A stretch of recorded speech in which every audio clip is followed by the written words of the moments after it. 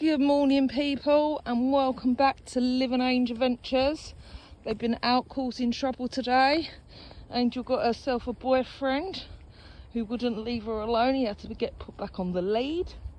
Liv wanted to argue with every other dog in the park, but she's learnt her lessons. She got growled at, so she's happy now.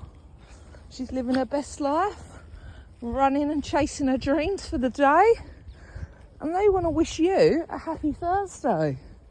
They're happy they got out at 6:30 this morning, or they wouldn't have got out, would they?